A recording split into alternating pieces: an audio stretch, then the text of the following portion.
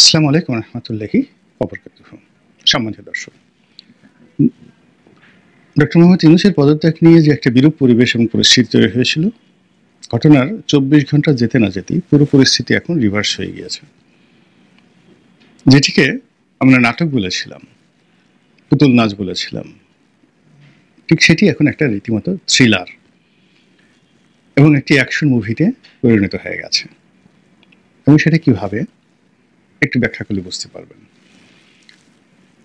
এই যে ডক্টর মোহাম্মদ ইউনূস বললেন যে তিনি পদত্যাগ করতে পারেন, এই কথা বলার পরে রাতারাতি কিছু পরিবেশ পরিস্থিতি আমরা লক্ষ্য করলাম। অনেকের মুখোশ খুলে গেল। অনেক ব্যক্তি সামাজিক মাধ্যমে এসে আনন্দ প্রকাশ করলেন, উচ্ছ্বাস প্রকাশ করলেন। অনেকে নানা রকম কটূক্তি করলেন। এয়ারপোর্ট বন্ধ, ওখানে যাওয়া যাবে না, আটকাতে হবে, এটা নানা রকম কথাবার্তা। আবার অনেকে ডক্টর মোহাম্মদ ইউনূসের পক্ষ অবলম্বন করে তিনি বলার চেষ্টা করলেন অনেকে যে তাকে আমরা আরও অনেক দিন চাই, ৫ বছর চাই, ৬ বছর চাই। রাজনীতিবিদদেরকে দেখেছি, এক গ্রুপ খেয়েছে, আর এক গ্রুপ খাওয়ার জন্য উৎপেতে বসে আছে। তারা ইতিমধ্যেই খাচ্ছে, এটিকে আরও বেশি করে খাওয়ার জন্য উৎপেতে বসে আছে। এবং এরকম ঘটনা যখন ঘটছে, ঠিক সেই সময়টাতে ১৩,০০০ না ১৪,০০০ কোটি টাকা শেয়ার মার্কেট থেকে উধাও হয়ে গেছে। এবং এটা নিঃসন্দেহে এনসিপির ছেলেরা এই কাজটি করেনি। শেয়ার মার্কেট থেকে এ যাবৎকালে এর আগে নাকি ৮০,০০০ কোটি টাকা গেছে, আবার গেল ১৩,০০০ না ১৫,০০০ কোটি টাকা। অলমোস্ট এই গত ৯ মাসে ১ লক্ষ কোটি টাকা যে শেয়ার মার্কেট থেকে উধাও হয়ে গেল। এই ১ লক্ষ কোটি টাকা মানে আওয়ামী লীগ ১৫ বছরে যদি ১.৫ লক্ষ কোটি টাকা বা ১,২০,০০০ কোটি টাকা শেয়ার মার্কেট থেকে লুট করে থাকে বা লুট হয়ে থাকে আওয়ামী লীগের জমানাতে, আওয়ামী লীগের কুশীলবদের দ্বারা, ঠিক ৯ মাসে দেখা গেল যে প্রায় ১ লক্ষ কোটি টাকা সেই আলাদিনের সেই মানে ৪০ মানে যে চোর আছে আলাদিন এবং ৪০ চোর, সেই ৪০ চোরের সেই চুরির ঘটনাকে রীতিমতো হার মানিয়েছে। যেভাবে একজন উপদেষ্টার এপিএস ৩৫০ কোটি টাকা অল্প কয়েকদিনে লুটপাট করেছে, তো সেই অল্প কয়েকদিন লুটপাট করতে গিয়ে সবাই চিন্তা করেছে যে যদি শেখ হাসিনা সেই পিয়নের মতো ১৫ বছর সময় পেত তো প্রায় ৯,০০০ কোটি টাকা সে লুটপাট করত। একইভাবে গত ৯ মাসে শেয়ার মার্কেট থেকে যদি ১ লক্ষ কোটি টাকা চলে যায়, তাহলে ১৫ বছর কতদিন চলে যাবে? এখন এই যে টাকাগুলো চলে গেছে, এই টাকাগুলো ডক্টর মোহাম্মদ ইউনূস, তার যারা লোকজন রয়েছেন, কিংবা তার যে রাজনৈতিক দল এনসিপি, তারা এই শেয়ার মার্কেট লুটপাটের সাথে জড়িত নয়। এবং এই শেয়ার মার্কেট লুটপাটের সঙ্গে আওয়ামী লীগের লোকজন জড়িত নয়, এখন নেই, তারা কেউ নেই। জামাত তো শেয়ার মার্কেট এই সমস্ত কাজেই যায় না, তাহলে কারা এই কাজটি করলো? এবং এগুলো নিয়ে পত্রপত্রিকায় কিন্তু সিরিজ অব রিপোর্ট আসছে। এই গেল এক। ২ নম্বর হলো যে সেনাপ্রধান জনাব ওয়াকারুজ্জামান, তাকে নিয়ে যারা খুব বড় স্বপ্ন দেখেছিলেন, আওয়ামী লীগের লোক, জামাতের লোক নয়, বিএনপির লোক, অনেকে কিন্তু তাকে নিয়ে খুব বড় স্বপ্ন দেখেছিলেন। তাদের স্বপ্ন রীতিমতো ভেঙে চুরে চুরমার হয়ে গেছে। এর কারণ হলো এই ঘটনার পর জনাব ওয়াকারুজ্জামানের পক্ষ থেকে যে কথা এসেছে সেটা হলো যে তিনি প্রথম দিন থেকেই সরকারকে সহযোগিতা করে আসছেন এবং সরকারের প্রতি তার এই সহযোগিতা অব্যাহত থাকবে। একেবারে স্পষ্ট ভাষায় তিনি সংক্ষেপে এই কথা বলে দিয়েছেন এবং তিনি কার্যত সরকারের প্রতি যাকে বলা হয় আনুগত্য দেখিয়েছেন। এবং এই আনুগত্য জেনাতন আনুগত্য নয়, এই কারণ হলো তিনি এই যে দরবার আয়োজন করেছেন, এই দরবার আয়োজন করা, তার বক্তব্য দেওয়া ইত্যাদি নিয়ে সরকারের যারা সমর্থক, তারা জনাব ওয়াকারুজ্জামানের সমালোচনা করে তার ১৪ গোষ্ঠী উদ্ধার করেছেন। তিনি রাষ্ট্রদ্রোহ করেছেন, তিনি সরকারের বিরুদ্ধে করেছেন, তিনি সীমা অতিক্রম করেছেন, তিনি এই কাজ করতে পারেন না। তিনি গত ১৫ বছর কোথায় ছিলেন? তিনি তো কখনো ভারতীয় আধিপত্যবাদের বিরুদ্ধে কথা বলেননি। তিনি ভারতকে যে করিডোর দেওয়া হয়েছে, তিনি বা তার যারা সহকর্মী রয়েছেন ব্রিগেডিয়াররা, তখন তারা কোথায় ছিলেন, কেন বলেননি?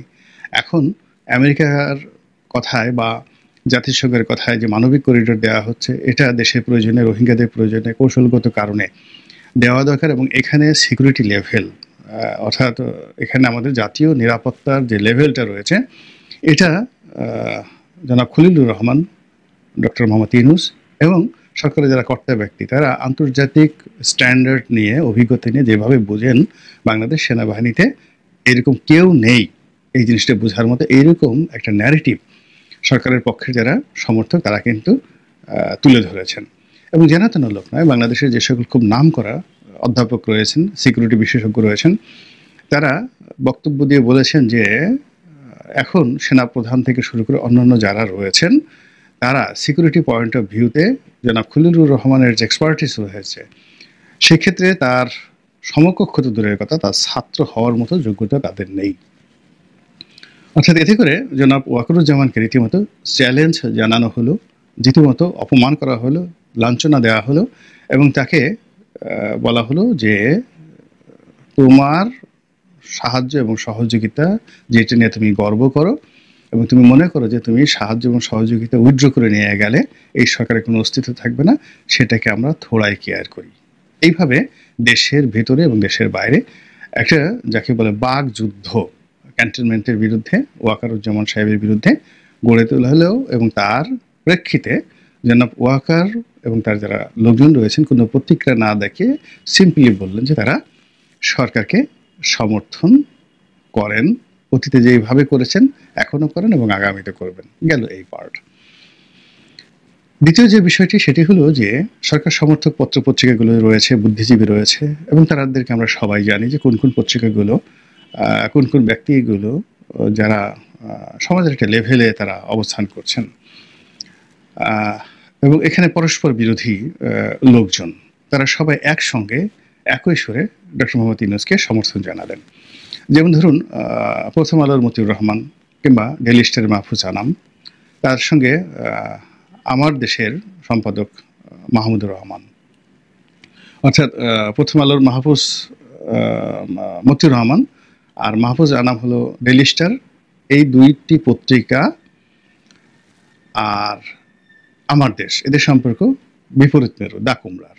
আর ব্যক্তি হিসেবে মাহফুজ আনাম মতিউর রহমানের সঙ্গে মাহমুদুর রহমানের সম্পর্ক অহিনকুল। আবার যদি ধরেন আপনি পিনাকি ভট্টাচার্য, সরকারের এই মুহূর্তে ডক্টর মোহাম্মদ ইউনূসের সবচেয়ে বড় বান্ধব, তো তার সঙ্গে প্রথম আলোর ডেইলি স্টারের যে সম্পর্ক সেটাও এরকম দাকুমার সম্পর্ক। কিন্তু এইবার এই যে ডক্টর মোহাম্মদ ইউনূস যখন বললেন যে আমি পদত্যাগ করতে পারি, এই কথা যখন ছড়িয়ে পড়লো তখন বিশাল এক আবেদন যাকে বলা হয় জানালেন মাহফুজ আনাম সাহেব যে ইউনূস ভাই আপনি যাবেন না, আপনি যেতে পারেন না। আর অন্যান্য যারা আছেন পিনাকি সাহেব থেকে শুরু করে অন্য যারা আছেন তারা তো তাদের স্বভাব সুলভ ভঙ্গি অনুযায়ী ওয়াকারুজ্জামান থেকে শুরু করে ভারত, দিল্লি এবং আওয়ামী লীগ, বিএনপি, সালাউদ্দিন সাহেব, মির্জা ফখরুল সাহেব থেকে শুরু করে এমনকি তারেক রহমান সাহেবের 14 গোষ্ঠী উদ্ধার করে এই কয়দিনে একেবারে সর্বনাশ করে দিয়েছেন। এরপরে যেটি হলো যে মাহমুদুর রহমান সাহেব অর্থাৎ দিল্লি এবং স্টার বলতে যেটাকে বোঝা হয় ডেইলি স্টার, তারাও এখন ডক্টর মোহাম্মদ ইউনূসের পক্ষে দাঁড়িয়েছেন। আর অন্যদিকে মাহমুদুর রহমানের আমার দেশ, তিনি স্পষ্টতভাবেই কতগুলো কথা বলেছেন। তিনি গত কয়েকদিন ধরে সরকারের সমালোচনা করছিলেন, আমিও যেমন সরকারের সমালোচনা করি, তো তিনিও ঠিক সেইভাবে দেখলাম যে এই সরকারের যে ব্যর্থতাগুলো রয়েছে সেই ব্যর্থতা নিয়ে এই সরকার আসলে সামনে এগোতে পারবে না, বা এই সরকার যেভাবে একটার পর একটা ব্যর্থতা দেখে আইন শৃঙ্খলা রক্ষা করা অন্যান্য ক্ষেত্রে, সেক্ষেত্রে অন দ্য লং রানে এই সরকার ভালো কিছু করবে এইরকম যাকে বলা হয় কোনো সম্ভাবনা জনাব মাহমুদুর রহমান দেখছেন না, এরকম একটা বক্তব্য সোশ্যাল মিডিয়াতে ভাইরাল হচ্ছিল। এর ফলে অনেকেই কিন্তু ধরে নিয়েছিল যে মাহমুদুর রহমান সাহেব হয়তো সরকারের সমালোচক হয়ে উঠেছেন।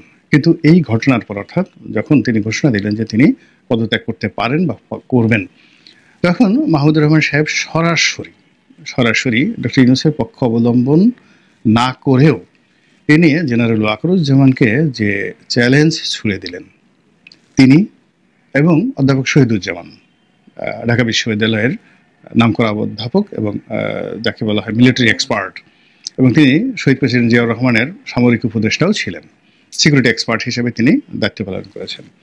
তো যাই হোক, তো তারা সরাসরি সমালোচনা করলেন এবং মাহমুদুর রহমান সাহেবের যে সমালোচনা এটি ছিল ক্ষুরোধার। তিনি সরাসরি বললেন যে আপনারা এখন ডক্টর মোহাম্মদ ইউনূসকে সমালোচনা করছেন, করিডোর দেবেন না, বন্দর দেবেন না, ইত্যাদি ইত্যাদি অনেক কিছু, কিন্তু এই বন্দর তো ভারতকে দিয়ে দেওয়া হয়েছিল, ভারত এটা অনায়াসে তারা ব্যবহার করতো বন্দর। তারপরে ভারতকে করিডোর দেওয়া হয়েছিল, এবং যেন করিডোর না, সেখানে ভারত এখান দিয়ে রেলপথ দিয়ে, তারপরে এখান দিয়ে রাস্তা দিয়ে, নৌপথ দিয়ে, তাদের সামরিক সরঞ্জামাদি, যুদ্ধ সরঞ্জামাদি তারা এই বাংলাদেশের ভূমি ব্যবহার করে তাদের অন্য জায়গাতে নিয়ে যেতে পারবে। তো তখন আপনারা কি করেছেন? তো এখন আমেরিকান অস্ত্র যদি করিডোর দিয়ে বাংলাদেশের ভিতর দিয়ে মায়ানমারে যায়, তাতে সমস্যাটা কি? এইরকম যে ডাইরেক্ট যে চ্যালেঞ্জ, এইরকম চ্যালেঞ্জ বাংলাদেশে বসে একমাত্র মাহমুদুর রহমান সাহেবের পক্ষে দেওয়া সম্ভব, এবং তিনি সেটা দিয়েছেন।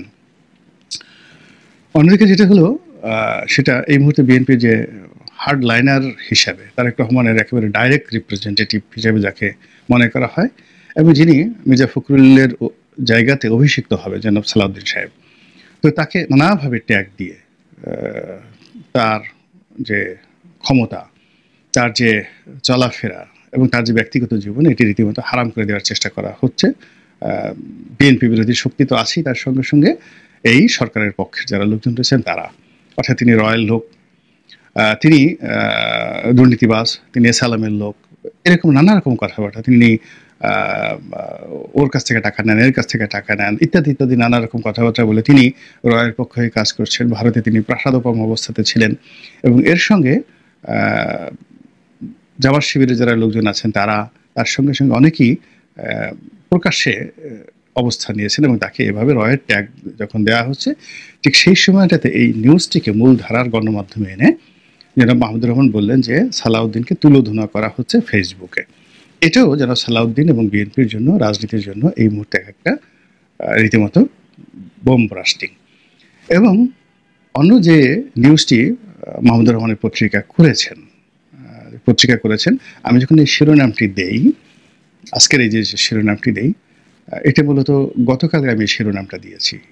তো আমি যে সময়টাতে শিরোনামটা দেই, ঠিক সেই সময়টাতেই মাহমুদুর রহমান সাহেবের তার ঘণ্টাখানিক পরে আমি নিজে নিজে শিরোনামটা লিখে আই ওয়াজ ওয়েটিং যে আমি আজকে এটা রেকর্ডিং করবো, কিন্তু আজকে এসে দেখলাম যে তার একটা যে নিউজ, আমার দেশে যে অনলাইন পোর্টাল রয়েছে, সেই অনলাইন পোর্টালে তিনি স্পষ্টভাবে বলেছেন ডক্টর মোহাম্মদ ইউনূসের পক্ষে জাতিসংঘ আছে, তার পক্ষে ইইউ রয়েছে, ইউরোপিয়ান ইউনিয়ন রয়েছে, আমেরিকার একেবারে গ্রিন সিগন্যাল রয়েছে, কাজেই তাকে সরানো এত সহজ নয়। এবং এটা সত্য, এটাই আমিও নিজের জিনিসটা বলতে চাচ্ছি, যে এর কারণ হলো যে ডক্টর মোহাম্মদ ইউনূসকে ইইউ ইতিপূর্বে, অর্থাৎ ইউরোপিয়ান ইউনিয়ন যেভাবে তার পক্ষে দাঁড়িয়েছে এবং যেভাবে তাকে একটা ব্ল্যাঙ্ক চেক দিয়েছে যে তিনি তার সংস্কার কার্যক্রম চালাতে পারেন অনির্ধারিত সময় পর্যন্ত, নির্বাচনে কোনো কথাবার্তা তারা বলেনি, তারা সংস্কার নিয়ে কথাবার্তা বলেছে। তো ইউর মতো একটা সংগঠন যেভাবে তার পক্ষে অবস্থান নিয়েছে, ইট ইজ আনপ্যারালাল। এরপর তার পক্ষে অবস্থান নিয়েছে জাতিসংঘ, এটা আমরা সবাই জানি, এবং এখানে খলিলুর রহমান বলেন, তার নিজের ব্যক্তিগত রিলেশন বলেন, আমেরিকান কানেকশন বলেন, জাতিসংঘ তার পক্ষে আছে।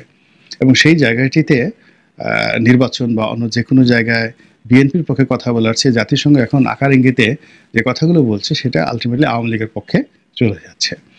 অন্যদিকে মার্কিন যুক্তরাষ্ট্র একেবারে যাকে বলা হয় অলৌকিকভাবে হোক বা কাকতালীয়ভাবে হোক যে কাণ্ডটি করেছে, সেটা হলো তারা যে নিয়মিত প্রেস ব্রিফিং করে, সেই প্রেস ব্রিফিংয়ে যখন বাংলাদেশের পরিবেশ পরিস্থিতি নিয়ে একজন সাংবাদিক জিজ্ঞাসা করেছে, সেখানে যারা মুখপাত্র ছিলেন, যিনি ছিলেন, তো তিনি বেশ বিরক্ত হয়েছেন, এবং বিরক্ত হয়ে তিনি সেই সকল কথা বলেছেন যে সকল কথা আওয়ামী লীগের জমানায় বলা হতো, যে বাংলাদেশের জনগণ যা চাইবে তাই হবে। এখন জনগণ কি চাইবে? এখানে দেখেন ডক্টর মোহাম্মদ ইউনূস কিন্তু বলছেন যে তিনি এখানে আছেন জনগণের চাহিদা মতো বা জনগণের পছন্দে, তিনি এখানে আছেন জনগণের কথা মতো, জনগণ না চাইলে তিনি চলে যাবেন।